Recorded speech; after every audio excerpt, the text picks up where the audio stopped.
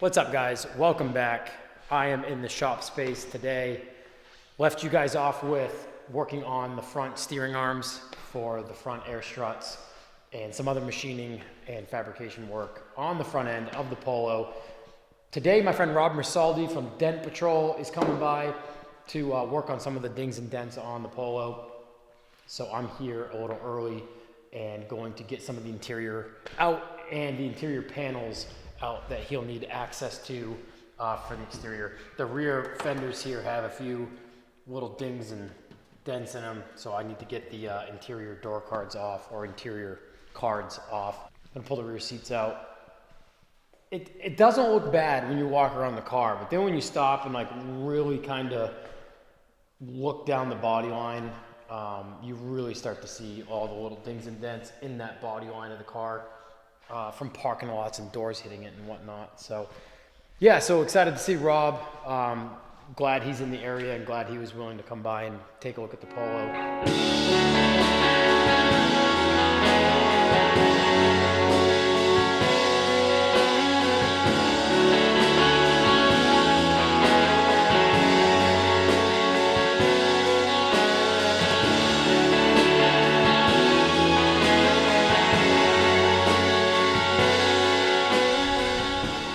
Got most of the interior out, but when I took the bottom part of the rear seat out, this is what's really cool about imported cars from different countries. If you're the first person to take that interior out, or just even the seats, you kind of get the first look than anyone else really of the owner in the other country. So my Japanese Toyota Century had been imported from Japan and had only been in the States for a year or two before I bought it. And nobody had really taken the car apart. They just drove the car and put gas in it. That was it. So when I tore the whole interior out of that car to wire it for the air suspension, I found Japanese yen coins. I found a Japanese corkscrew. I found all sorts of really cool stuff. So nothing like that so far in the Polo.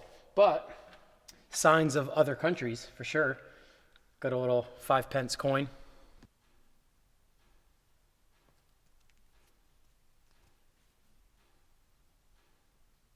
And some plastic cutlery and some acorns. And probably some mouse turds. But yeah, it's always cool kind of seeing signs of other lands in some of these cars.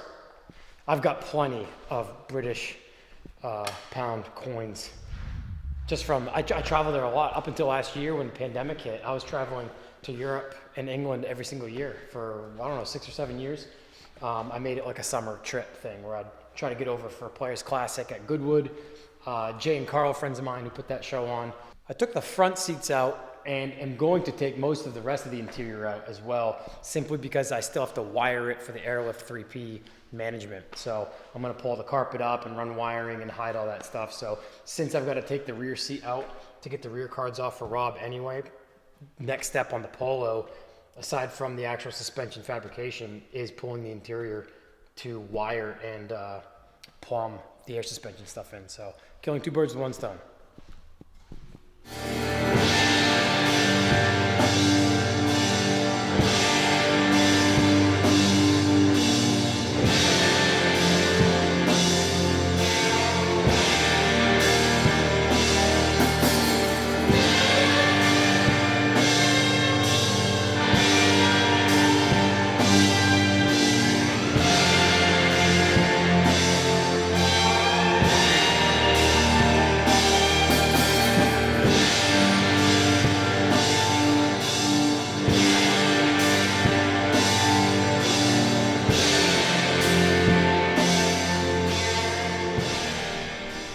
All right, interior's out, rear cards are out. Hopefully I've got everything opened up so Rob can get access to where he needs to get to some of these dings. Gonna grab lunch now, and by then Rob will be done with a job that he's doing close by, and he'll be swinging by here. I love this interior. I know in England and in Europe, this is just kind of like a literal base spec Polo interior, but we never got this interior in America. So all of us Volkswagen guys in the US love this type of stuff. I mean, the cards match the seats. It's cool. I like this a lot. The rear seats and the driver's seat need some conditioning terribly. They are filthy. Passenger seat up front looks like it's never been sat in, so that thing looks brand new. But yeah, while they're out, I'm obviously gonna wire the whole car for the airlift management. And then while the seats are out is when I'll condition them and get them cleaned up. I like doing this stuff. I like detailing. I've always liked detailing. It's super rewarding, especially if you put a lot of work into it and elbow grease. But really what I ought to do is just solicit my friend Aiden Templin to come up from Virginia to do all this for me, since he loves doing detailing and his YouTube channel is based on detailing. Come on up, Aiden. So Rob's here and getting a closer look at how to go about getting some of these tiny little doings out of here. Once you really start looking at it with a fine-tooth comb, you really see how many there are. I'm sure once you start taking the worst ones out too, it's like all the little ones start to show, like, oh, by the way, I'm here too. Yep.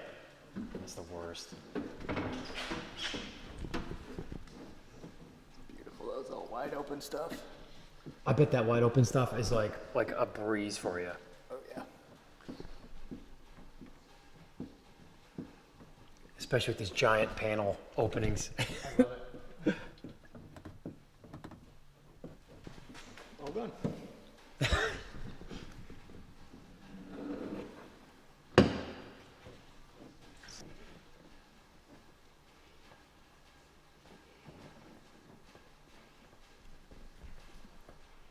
Do you ever think about or want to get into bodywork?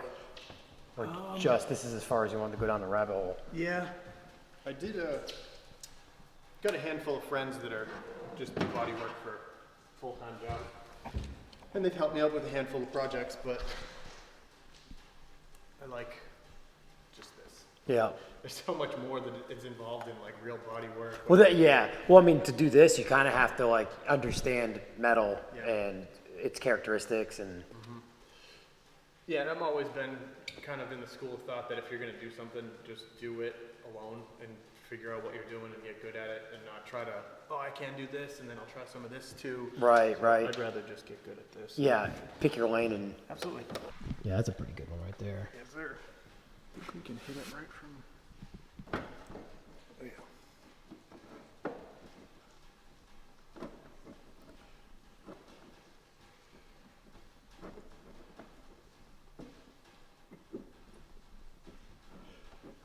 Little wet sand and polish and we'll smooth out that little like Yeah, no worries. almost nick. I mean, it already looks better than it was. Yeah, and all these little dots came out. This one on the line is gone. These two down. That's awesome. Yeah, we'll take a big long look. I'm glad that stuff goes like real easy too. Because when you look at the car, if you don't do any of that work, you look at it all and you're like, oh man, there's so much work to be done. But it's like 5 minutes, you got like the first 5 out of it. Yeah, that's awesome. Yeah, this one's like right in that body line too. The driver's side, it's like that's what it seems like where they all are. It's like right in that body line. Guy probably parked the car in the same spot every single day. In like in a small European car park, the spots are barely as big as these tiny cars. Same lady probably parked next to him. Same lady hit the same spot. She never cared.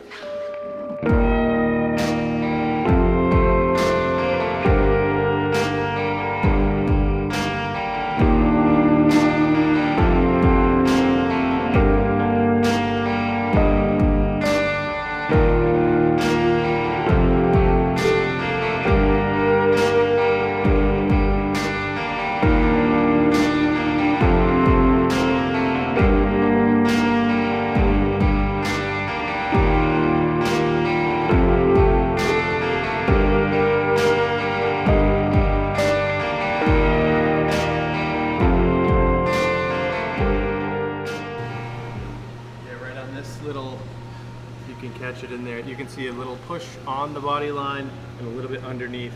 So you're thinking a guy in Europe somewhere already did some dent removal on it? Sure. That's awesome. That's cool when you can like, there's evidence of like someone else doing what you do here. Yep.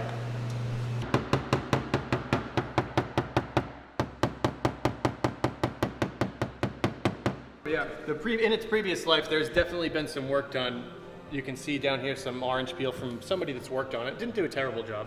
But you know, when all of this is down here on the ground, this is just gonna look excellent. I think the body line came up real nice. You got some touch up we can play with and some wet sanding and compounding. But no worries, man. It looks phenomenal compared to what it was.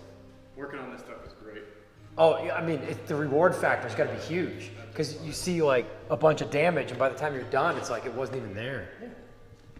Yeah, that's awesome. Get into some of this mess. Yeah, that's too bad. But I mean, like I told Steve, if I can just touch that up at the very least, that I'm happy. No, man, I appreciate all that work. Absolutely. Yeah, this side actually looks really good. Yeah, it looks amazing. Yeah, I mean, yeah, there's no need to go down the rabbit hole of like tiny little. That's the stuff you could literally chase forever. Yeah, yeah. No, it looks great. There's a little one right there. How's the hatch work? Pretty good from what I remember, but I honestly haven't looked at it too close. Wow. Yeah, it doesn't look bad at all. Nope. Surprisingly, too. So all the Yeah. water ends up going down inside here, and this Yep. just starts to go. Yeah, and I'm surprised it's as solid as it is too. Well, that's awesome. So that's the They first. were like no border. That's the first year they did that. So in '91, this was the first year of the glued-in rear window. So Rob worked some magic on the car down both sides. I mean, it was pretty beat up. I mean, this car definitely lived in a car park every day, getting the same person probably hitting the same parts of the car with a door.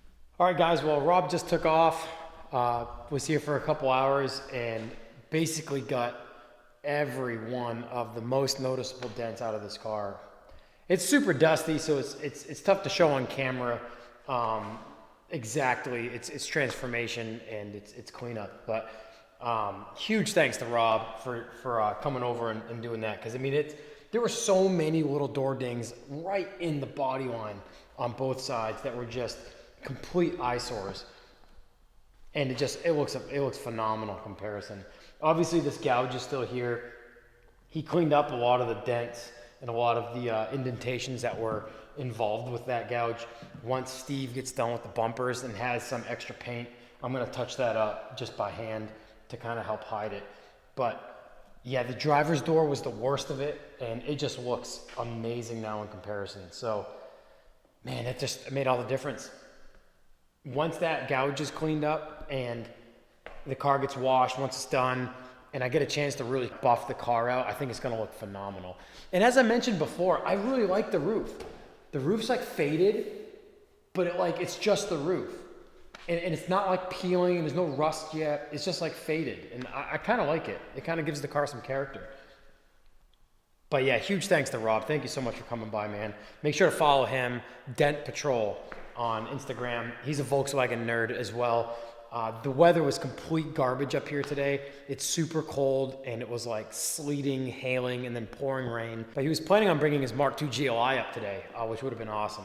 But we're talking about doing a podcast. I'd love to have him on for an episode. I'd love to plan that around a day where it's a nice day, maybe a day where a bunch of us get together, bring our summer cars out, and maybe when the Polo is running and driving too. That'd be awesome. Kind of bring out some Volkswagens and have a little bit of a get together.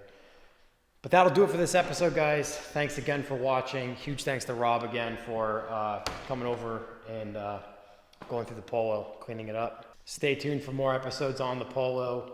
I think tomorrow I'm going to be welding up some of the front end parts that you saw me cut in the last episode. But since I have the interior out and it's still on the lift, I'm also going to be working on running air lines, plumbing the air suspension in, and running all the wiring inside the car. The clock is ticking.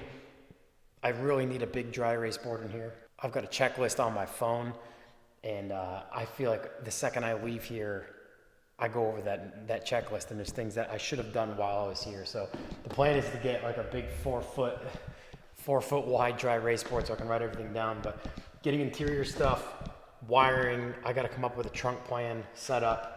So I'm going to work on that. It's not going to be anything too crazy. It's going to be functional. It's going to be as minimal as possible, as minimalistic as possible, so you can still utilize any sort of trunk space in this car and keep the spare. So lots to do yet, lots more to come. Thanks again for watching, guys. I will see you in the next episode.